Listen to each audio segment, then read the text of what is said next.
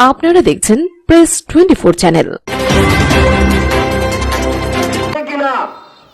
আল্লাহ কইছে আমার গর্ব কোনো সন্তান নেই, বলে মা তুই চোখের পানি রাস্তার সাইডে মহিলাটার বাড়ি, মহিলাটা যাই দেখে কি বাচ্চা নিচু কারো সঙ্গে বেয়াদবি করছে, তাই দেখি কোন মানুষটা আছে, যাই যখন দেখছে তখন যাই দেখছে সেখানে মুসা নবী আমার যে বাচ্চা বিচার করছে, আজকে বেয়াদবি করছে, আজকে বিচার করবো, সেই কিন্তু কথা নাই। আজকে আপনি বলেন, আপনি কথা বলছিলেন যে আল্লাহর কাছে গিয়েছিলেন, আমি 4 বাচ্চার মা হতে পারলাম, আপনি বলছিলেন আমার গর্ব কোনো সন্তান নাই, এখন আপনি বলেন 4 বাচ্চার মা কোথায় থেকে আমি হয়ে গেলাম। এখন তো মুসা নবী কথা বলতে পারে না, আর কোন কথা নেই, কবুল করি বলে আল্লাহুম্মা সাল্লি আলা সাইয়্যিদিনা মাওলানা মুহাম্মদ ওয়া আলা আলি সাইয়্যিদিনা মাওলানা মুহাম্মদ। তারপরে সালাম আলাইকা সালামাতুল্লাহ আলাইকা রাসূলুল্লাহ ইয়া হাবিবাল্লাহ।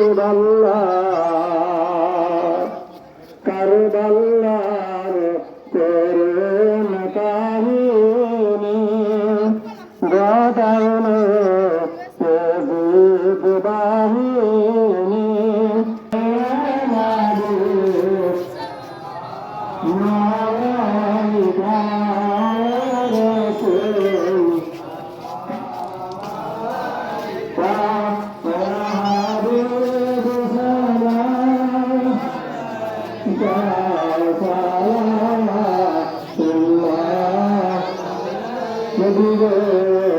সালাম মরাত আমরা সবাই আলাইকা রাসূল আলাইকা ইয়া হাবিব সালাম আলাইকা সালাওয়াতুল্লাহ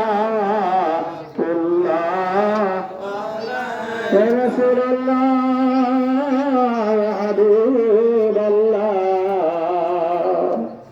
আমরা সকলেই তোমার বন্ধুর আশিক হইয়া জমাইছি মিলাদ মাহফিল, হে জানাই দোয়া করিয়া কবুল নিবেন করিয়া নবী সালাম আলাইকা ইয়া রাসূল সালাম আলাইকা ইয়া হাবিব সালাম আলাইকা সালাওয়াতুল্লাহ فترحمنا لنكونن من الخاسرين ربنا تقبل منا إنك أنت السميع العليم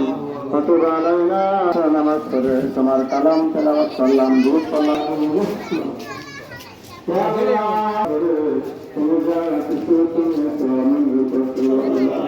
আল্লাহ তুমি যে দোয়া করি সুখীর জীবন মুক্তি করিয়া তোমার বন্ধুর পাত্র ভাগবতে পৌঁছায় দেও মাওলা। আমাদের তোমাদের সুলিয়ান সাহাবাগণ খলিফাগণ তাবিগণ সিদ্দিকীগণ কারবালা যারা প্রাণ দিচ্ছে তাদের পাত্র জানভারতে পৌঁছায় দেও আল্লাহ। বিশ্ব জমিনে কয়জনের নাম বলবো আল্লাহ, আমাদের নেতা মরহুম রাষ্ট্রপতি জিয়াউর রহমান আল্লাহ মৃত্যুবার্ষিকী উপলক্ষে আমরা হাতে থাকলাম মাওলা। আল্লাহ ওনার কবরকে তুমি জান্নাতের টুকরা বানায় দাও মাওলা। আল্লাহ উনি আমাদের সাথে কাজ করছে, আমাদের দেশের কাজ করছেন, আমাদের কাজ করছেন মাওলা। আজকে ওনাকে তোমার কাছে আমানত রেখে দিলাম মাওলা। জানি না মরহুম শহীদ রাষ্ট্রপতি জিয়াউর রহমান অন্ধকার কবরে কি অবস্থায় আছে, আল্লাহ উনার কবরকে তুমি জান্নাতের টুকরা বানা দাও মাওলা। আল্লাহ মরহুমা সাবেক প্রধানমন্ত্রী আল্লাহ মরহুমা খালেদা জিয়া, আল্লাহ আজকে ওনাকেও তোমার কাছে আনামত রাখলাম, খালেদা জিয়াকে মাফ করে দাও মাওলা। আল্লাহ মরহুমা খালেদা জিয়াকে অন্ধকার কবরকে তুমি জান্নাতের টুকরা বানা দাও মাওলা। আল্লাহ মরহুম রাষ্ট্রপতি জিয়াউর রহমানের সুযোগ্য সন্তান মরহুম মোহাম্মদ আরাফাত মিয়া, আল্লাহ ওনাকে তোমার কাছে আনামত রাখলাম, আল্লাহ মরহুম আরাফাতকে অন্ধকার কবরকে তুমি জান্নাতের টুকরা বানা দাও মাওলা। আল্লাহ সেই রাষ্ট্রপতি মরহুম জিয়াউর রহমানের পিতার বংশের মধ্যে, শ্বশুর বংশের মধ্যে, নানা নানির বংশের মধ্যে যে সমস্ত মানুষ অন্ধকার কবরে শুয়ে আছে, আল্লাহ যারা জীবিত আছে, আল্লাহ আল্লাহ তুমি সকলকে মাফ করে দাও মাওলা। আল্লাহ আল্লাহ মোহাম্মদ তারেক রহমান আমাদের প্রধানমন্ত্রী, আল্লাহ ওনার হায়াত দারাজ করো, তুমি সঠিকভাবে দেশটা চালাইতে পারি, আল্লাহ তুমি সেই তৌফিক তুমি দেয়া দিও মাওলা। আল্লাহ উনি যেন মিলেমিশে আল্লাহ দেশটা চালাইতে পারে, এই দেশে যা কিছু দরকার কাজকর্ম করতে পারে, করাইতে পারে, আল্লাহ তুমি সেই ব্যবস্থা করে দিও মাওলা। আল্লাহ যারা তার সাথে মহব্বত করে ভালোবাসে তাদের হায়াত দারাজ করে দাও, আর যারা বুঝে না শত্রুতানে করে তাদেরকে বোঝার তৌফিক দান করে দাও মাওলা। আল্লাহ এই অনুষ্ঠান যারা সাজাইলো, আল্লাহ মরহুম জিয়াউর রহমানকে ভালোবেসে নেতা কর্মী যুবক যুবতী আল্লাহ ছাত্রলীগ আরো মরত যুবক যারা এই অনুষ্ঠানের আল্লাহ কাজ করতে মাফ করে দাও, এই মানুষগুলির মনের আশা তুমি পূরণ করে দাও। আমাদের ময়মনসিংহ শহর সহ আল্লাহ বাংলাদেশ যতগুলি জেলা আছে, যতগুলি গ্রাম আছে মাওলা, সকল গ্রাম শহর যেন ভালোভাবে শেখ রহমান সেই ব্যবস্থা করে দিয়ে মাওলা। আল্লাহ যে সমস্ত নেতা কর্মীরা মন্ত্রী আল্লাহ ও যারা অন্যান্য নেতা কর্মীরা আছে তারা যেন সঠিকভাবে চালাইতে পারে, আল্লাহ তুমি সেই তৌফিক করে দেওয়া দিও মাওলা। আল্লাহ এখানে যিনি বর্তমান দায়িত্ব আছে, আল্লাহ ওনার হায়াত দ্বারা করে দাও, উনি যেন পৌরসভা চালাইতে পারে, আল্লাহ তুমি সেই তৌফিক করে দেওয়া দিও মাওলা। আল্লাহ ওনাকে যেন আমরা সকলে ভালোবাসতে পারি, উনি যেন আমাদের সকলকে ভালোবাসে, আল্লাহ তুমি সেই তৌফিক করে দেওয়া দিও মাওলা। তাহলে তো আমাদের আল্লাহ আসর আর দিবা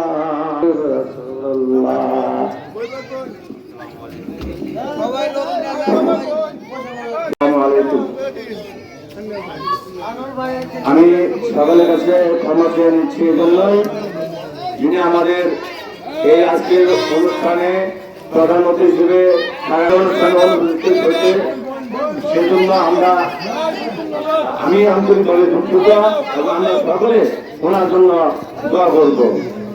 আমি একটু আগে ওনার সঙ্গে যোগাযোগ করার চেষ্টা করেছি, উনি বলেছেন হঠাৎ করে উনি অসুস্থ হয়ে গেছেন, সেই জন্য উনি হয়তো ডাক্তারের কাছে বর্তমানে আছেন, সবাই ওনার জন্য দোয়া করবেন এবং আপনাদের জন্য সামান্য তবরকের ব্যবস্থা করা হয়েছে।